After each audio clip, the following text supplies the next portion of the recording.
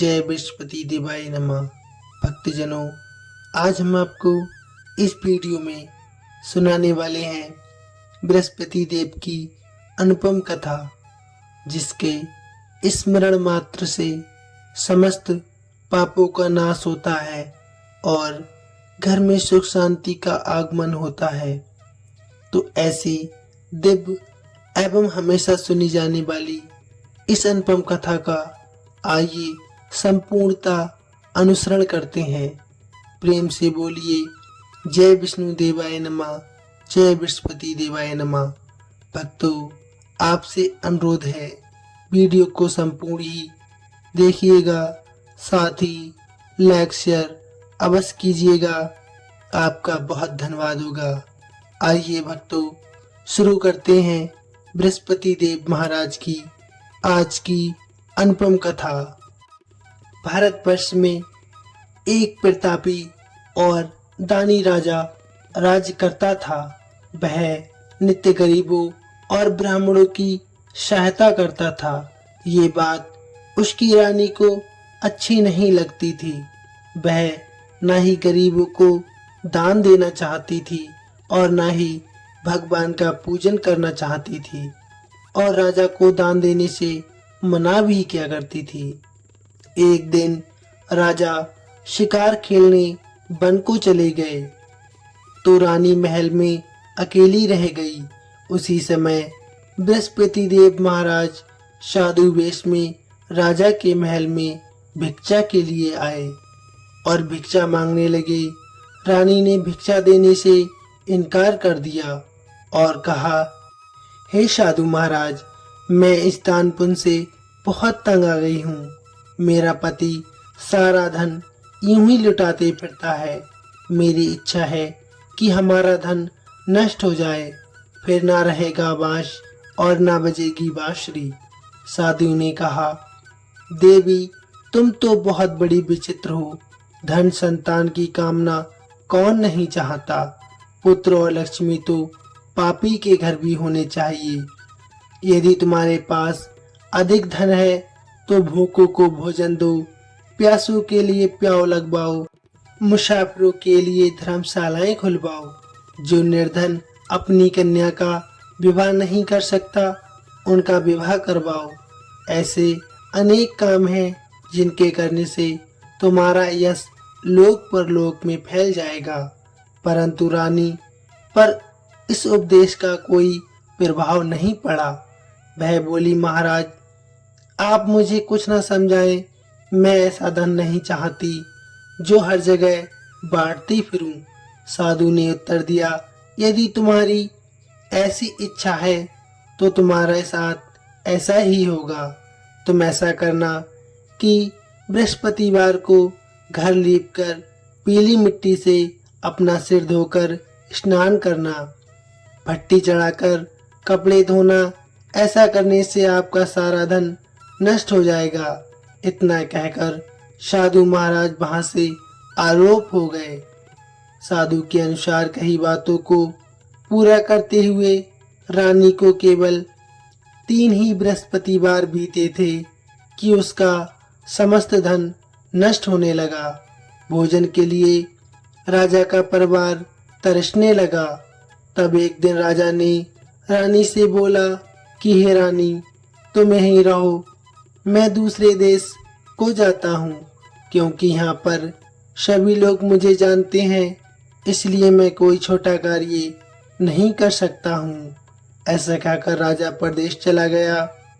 वहाँ जंगल से लकड़ी काट कर लाता और शहर में बेच देता था।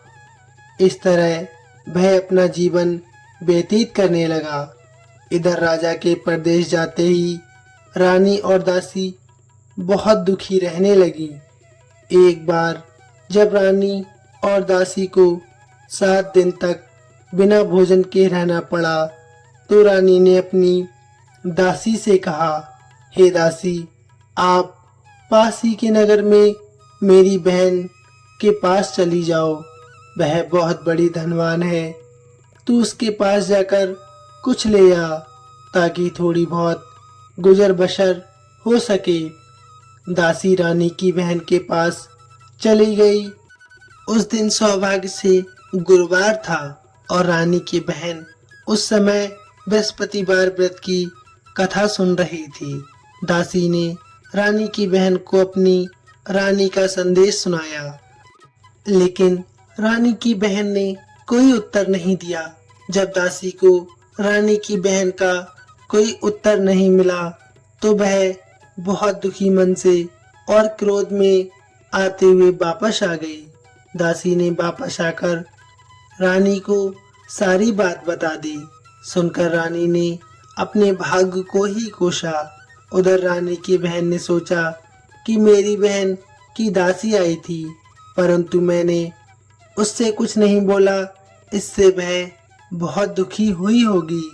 कथा सुनकर और पूजन समाप्त करके प्रसाद ग्रहण करने के उपरांत वह अपने बहन के घर आई और कहने लगी, हे बहन, मैं बृहस्पतिवार का व्रत कर रही थी। तुम्हारी दासी मेरे घर आई थी, परंतु जब तक कथा होती है तब तक ना ही उठते हैं और ना ही बोलते हैं, इसलिए मैं नहीं बोली। कहो दासी क्यों गई थी? रानी बोली, बहन तुमसे मैं क्या छुपाऊं, हमारे घर में खाने के लिए अनाज तक नहीं है। ऐसा कहते कहते रानी की आंखों में आंसू आ गए। उसने दासी समेत पिछले 7 दिनों से भूखे रहने तक का सारा बयान अपनी बहन को विस्तार पूर्वक सुना दिया। रानी की बहन बोली, देखो बहन, भगवान बृहस्पति देव सबकी मनोकामना को पूर्ण अवश्य करते हैं। देखो शायद तुम्हारे घर में अनाज रखा हो। पहले तो रानी को विश्वास नहीं हुआ, पर बहन के आग्रह करने पर उसने अपनी दासी को अंदर भेजा तो उसे सचमुच अनाज से भरा एक घड़ा मिल गया। ये देखकर दासी को बड़ी हैरानी हुई। दासी रानी से कहने लगी, हे रानी, जब हमको भोजन नहीं मिलता तो हम व्रत ही तो करते हैं, इसलिए क्यों ना इनसे व्रत कथा और विधि पूछ ली जाए ताकि हम भी व्रत कर सकें। तब रानी ने अपनी बहन से बृहस्पतिवार व्रत के बारे में पूछा। उसकी बहन ने बताया, बृहस्पतिवार के व्रत में चने की दाल और मुनक्का से विष्णु भगवान का केले की जड़ में पूजन करें तथा दीपक जलाएं, व्रत कथा सुने और पीला भोजन ही करें। इससे बृहस्पति देव बहुत प्रसन्न होते हैं। व्रत और पूजन विधि बताकर रानी की बहन अपने घर लौट गई। 7 दिन के बाद जब गुरुवार आया तो दोनों रानी और दासी ने व्रत रखा। गुड़साल में जाकर चना और गुड़ लेकर आ गईं। फिर उससे केले की जड़ तथा विष्णु भगवान का पूजन किया। अब पीला भोजन कहाँ से लाएं, इस बात को लेकर दोनों बहुत दुखी थी। चूंकि उन्होंने व्रत रखा था इसलिए बृहस्पति देव उनसे प्रसन्न थे, इसलिए वे एक साधारण व्यक्ति का रूप धारण करके थालों में सुंदर पीला भोजन सजाकर दासी को दे गए। भोजन पाकर दासी बहुत प्रसन्न हुई और फिर रानी से कहने लगी, आइए भोजन ग्रहण करते हैं। उसके बाद वे सभी गुरुवार को व्रत और पूजन करने लगीं। बृहस्पति भगवान की कृपा से उनके पास फिर से अपार धन संपत्ति आ गई, परंतु रानी फिर से पहले की तरह आलस करने लगी। तब दासी बोली, देखो रानी, तुम पहले भी इस प्रकार का आलस करती थी। तुम्हें धन रखने में कष्ट होता था, इस कारण सभी धन नष्ट हो गया, और जब अब भगवान बृहस्पति देव की कृपा से धन मिला है तो तुम्हें फिर से आलस होता है।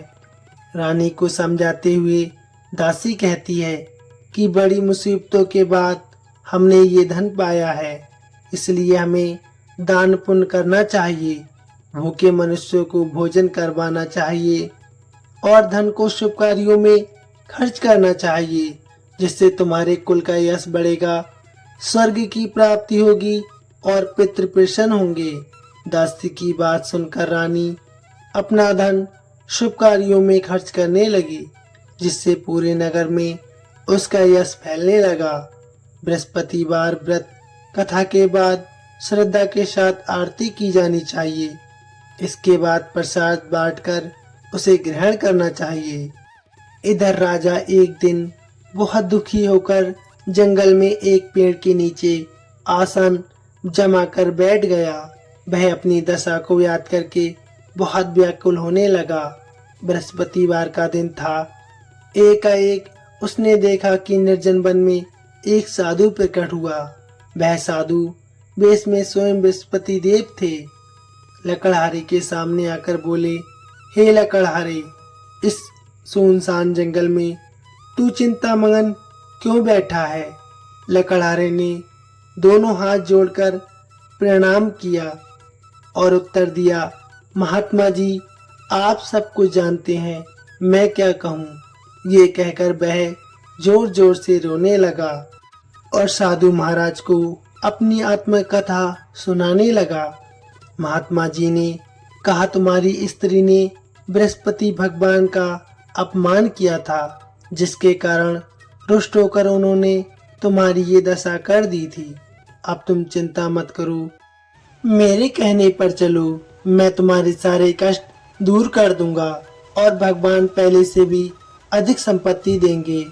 तुम बृहस्पति के दिन कथा किया करो, 2 पैसे के चने मुनक्का लाकर उसका प्रसाद बनाया करो और शुद्ध जल से लोटे में शक्कर मिलाकर अमृत तैयार किया करो। कथा के पश्चात अपने सारे परिवार और सुनने वाले प्रेमियों में अमृत व प्रसाद बांटकर आप भी ग्रहण किया करो। ऐसा करने से भगवान तुम्हारी सब मनोकामनाएं अवश्य पूर्ण करेंगे। साधु के ऐसे वचन सुनकर लकड़हारा बोला, हे प्रभु, मुझे लकड़ी बेचकर इतना पैसा नहीं मिलता जिससे मैं भोजन के उपरांत कुछ बचा सकूं। मैंने रात्रि में अपनी स्त्री को व्याकुल देखा है। मेरे पास कुछ भी नहीं है जिससे मैं उसकी खबर मंगा सकूं। साधु ने कहा, हे लकड़हारे, तुम किसी बात की चिंता मत करो। बृहस्पति के दिन तुम रोजाना की तरह लकड़ियां लेकर शहर को जाना। तुमको रोज से दुगना धन प्राप्त होगा, जिससे तुम भली भांति भोजन कर लोगे तथा बृहस्पति देव की पूजा का सामान भी ले लोगे। इतना कहकर साधु अंतर ध्यान हो गए। धीरे धीरे समय व्यतीत होने पर फिर बृहस्पतिवार का दिन आया। लकड़हारा जंगल से लकड़ी काटकर किसी शहर में बेचने गया। उसे उस दिन और दिन से अधिक पैसा मिला।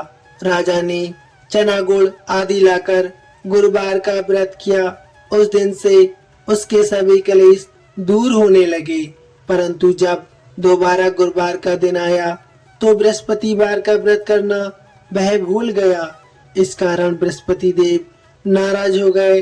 उस दिन उस नगर के राजा ने विशाल यज्ञ का आयोजन किया था तथा शहर में ये घोषणा करवा दी थी, कोई भी मनुष्य अपने घर में भोजन ना बनाए, ना आग जलाए। समस्त जनता मेरे यहाँ पर भोजन करने आए। इस आज्ञा को जो न मानेगा उसे फांसी की सजा दी जाएगी। इस तरह घोषणा संपूर्ण नगर में करवा दी गई। राजा की आज्ञा अनुसार शहर के सभी लोग भोजन करने गए, लेकिन लकड़हारा कुछ देर से पहुंचा, इसलिए राजा उसको अपने साथ अपने घर ले गए और ले जाकर भोजन करा रहे थे तो रानी की दृष्टि उस खूंटी पर पड़ती है जिस पर उसका हार लटका हुआ था। वह वहां पर दिखाई नहीं दिया। रानी ने निश्चय किया कि मेरा हार इस मनुष्य ने चुरा लिया है। उसी समय सिपाहियों को बुलाकर उसको कारागार में डलवा दिया गया। जब लकड़हारा कारागार में पड़ गया और बहुत दुखी होकर विचार करने लगा कि ना जाने कौन से पूर्व जन्म के कर्म से मुझे ये दुख प्राप्त हुआ है। उसी साधु को याद करने लगा। जो जंगल में मिला था। उसी समय तत्काल बृहस्पति देव साधु के रूप में प्रकट हुए और उसकी दशा को देखकर कहने लगे, अरे मूर्ख, तूने बृहस्पति देव की कथा नहीं करी, इस कारण तुझे दुख प्राप्त हुआ है। अब चिंता मत कर, बृहस्पतिवार के दिन कारागार के दरवाजे पर 4 पैसे पड़े मिलेंगे तुझे। उनसे तू बृहस्पति देव की पूजा करना, तेरे सभी कष्ट दूर हो जाएंगे। बृहस्पतिवार के दिन उसे 4 पैसे पड़े मिले। लकड़हारे ने कथा कही। उसी रात्रि को बृहस्पति देव महाराज ने उस नगर के राजा को स्वप्न में आकर कहा, हे राजा, तुमने जिस आदमी को कारागार में बंद कर दिया है वह निर्दोष है, वह राजा है, उसे छोड़ देना। रानी का हार उसी खूंटी पर लटका मिलेगा।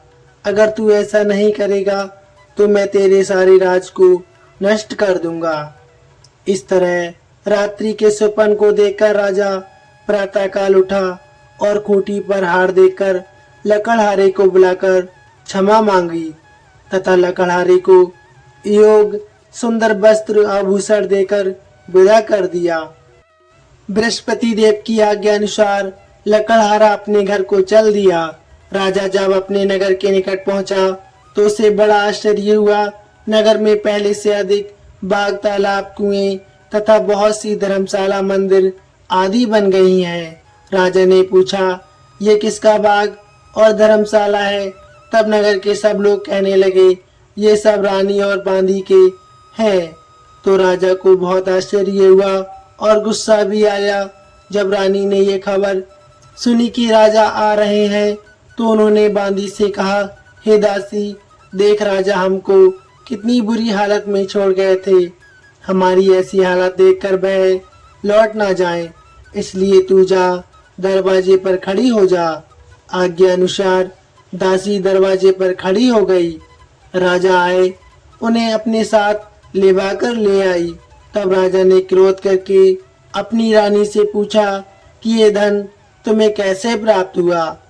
तब उन्होंने कहा, हमें ये धन सब बृहस्पति भगवान की कृपा से प्राप्त हुआ है। राजा ने निश्चय किया कि 7 रोज बाद तो बृहस्पति देव का पूजन करते हैं, परंतु प्रतिदिन 3 बार कहानी तथा रोज व्रत किया करूंगा। अब हर समय राजा के दुपट्टे में चने की दाल बंधी रहती तथा दिन में 3 बार कहानी कहता। एक रोज राजा ने विचार किया कि चलो अपनी बहन के यहाँ हो आमे। इस तरह निश्चय किया। राजा घोड़े पर सवार होकर अपनी बहन के यहाँ चलने लगा। मार्ग में उसने देखा कि कुछ आदमी एक मुर्दे को लेकर जा रहे हैं। उन्हें रोककर राजा कहने लगा, भाइयों, मेरी बृहस्पति देव महाराज की कथा सुन लो। वे बोले, हमारा तो आदमी मर गया है, इसको अपनी कथा की पड़ी है। परंतु कुछ आदमी बोले, अच्छा कहो, हम तुम्हारी कथा भी सुनेंगे। राजा ने दाल निकाली और जब कथा आदि हुई कि मुर्दा हिलने लगा और जब कथा समाप्त हो गई तो राम राम करके मनुष्य उठकर खड़ा हो गया। आगे मार्ग में उसे एक किसान खेत में हल चलाता मिला। राजा ने उसे देखा और उससे कहा, अरे भैया, तुम मेरी बृहस्पतिवार की कथा सुन लो। किसान बोला, जब तक मैं तेरी कथा सुनूंगा तब तक मैं 4 हरैया और जोत लूंगा। जा अपनी कथा किसी और को सुनाना। इस तरह राजा आगे चलने लगा। राजा के हटते ही बैल पछाड़ खाकर गिर गया तथा किसान के पेट में बड़ी जोर का दर्द होने लगा। उसी समय उसकी माँ रोटी लेकर आई। उसने जब ये देखा तो अपने पुत्र से सवाल पूछा और बेटे ने सभी हाल कह दिया। तो बुढ़िया माई दौड़ी दौड़ी उस घुड़सवार के पास गई और उससे बोली कि मैं तेरी कथा सुनूंगी, तू अपनी कथा मेरे खेत पर चलकर ही कहना। राजा ने बुढ़िया के खेत पर जाकर कथा कही, जिसके सुनते ही बैल उठ खड़े हुए तथा किसान के पेट का दर्द भी बंद हो गया। राजा अपनी बहन के घर पहुंचा। बहन ने भाई की खूब खातिरदारी की। दूसरे रोज प्रातःकाल वह जागा तो वह कहने लगा, सब लोग भोजन कर रहे हैं। राजा ने अपनी बहन से कहा, ऐसा कोई मनुष्य है जिसने भोजन नहीं किया हो? मेरी बृहस्पतिवार की कथा सुन ले। बहन बोली, हे भैया, ये देश ऐसा ही है कि पहले यह लोग भोजन करते हैं, बाद में अन्य काम करते हैं। अगर कोई पड़ोस में हो तो मैं देख कर रहा हूँ। वह ऐसा कहकर देखने चली गई, परंतु उसे कोई ऐसा व्यक्ति नहीं मिला जिसने भोजन न किया हो। अतः वह एक कुमार के घर गई जिसका लड़का बीमार था। उसे मालूम हुआ कि उसने 3 रोज से कुछ भी भोजन नहीं किया है। रानी ने अपनी भाई की कथा सुनने के लिए कुमार से कहा। वह तैयार हो गया। राजा ने जाकर बृहस्पतिवार की कथा कही, जिसके सुनकर उसका लड़का बिल्कुल ठीक हो गया। अब तो राजा की प्रशंसा होने लगी। एक रोज राजा ने अपनी बहन से कहा कि बहन, हम अपने घर को जाएंगे, तुम भी तैयार हो जाओ। राजा की बहन ने अपनी सास से कहा। सास ने कहा, हाँ चली जाओ, परंतु अपने लड़कों को मत ले जाना, क्योंकि तेरे भाई के कोई औलाद नहीं है। बहन ने अपने भाई से कहा, हे भैया, मैं तो चलूंगी, पर कोई बालक नहीं जाएगा। राजा बोला, जब कोई बालक नहीं चलेगा तब तुम भी क्या करोगी? बड़े दुखी मन से राजा अपने नगर लौट आया। राजा ने अपनी रानी से कहा, हम निर्वंशी हैं, हमारा मुंह देखने का धर्म नहीं है और कुछ भोजन आदि नहीं किया। रानी बोली, हे प्रभु, बृहस्पति देव महाराज ने हमें सब कुछ दिया है, वह हमें औलाद अवश्य देंगे। उसी रात को बृहस्पति देव ने राजा से स्वप्न में कहा, हे राजा, उठ, सभी सोच त्याग दे, तेरी रानी गर्भ से है। ये बात सुनकर राजा को बहुत खुशी हुई। 9वें महीने में उसको गर्भ से एक सुंदर पुत्र पैदा हुआ। तब राजा बोला, हे रानी, स्त्री बिना भोजन के रह सकती है, परंतु बिना कहे नहीं रह सकती। जब मेरी बहन आए तो मुझसे कुछ मत कहना। रानी ने सुनकर हाँ कर दिया। जब राजा की बहन ने यह शुभ समाचार सुना तो वह बहुत खुशी हुई और बधाई देने चली आई। भाई के यहाँ आई, तभी रानी ने कहा, घोड़ा चढ़कर नहीं आई, गधा चढ़ी आई। राजा की बहन बोली, भाभी, मैं इस प्रकार न कहती तो तुम्हें औलाद कैसे मिलती? बृहस्पति देव ऐसे ही हैं, जैसी जिसकी मन में कामना होती है सभी को पूर्ण करते हैं। जो सद्भावना पूर्वक बृहस्पतिवार का व्रत करता है एवं कथा सुनता है, पढ़ता है, दूसरों को सुनाता है, बृहस्पति देव उसकी सभी मनोकामनाएं पूर्ण करते हैं। भगवान बृहस्पति देव उसकी सदैव रक्षा करते हैं। संसार में जो मनुष्य सद्भावना से भगवान जी का पूजन व्रत सच्चे हृदय से करता है तो उनकी सभी मनोकामनाएं अवश्य पूर्ण होती हैं। जैसी सच्ची भावना से रानी और राजा ने उनकी कथा का गुणगान किया तो उनकी सभी इच्छाएं भगवान जी ने पूर्ण की थी। इसलिए पूर्ण कथा सुनने के बाद प्रसाद लेकर जाना चाहिए। हृदय से उनका मनन करते हुए जयकारा बोलना चाहिए। बोलिए बृहस्पति महाराज की जय, भगवान विष्णु की जय। कमेंट में अवश्य लिखिए जय विष्णु भगवान। दोस्तों, वीडियो कैसी लगी प्लीज कमेंट में अवश्य बताइए। धन्यवाद।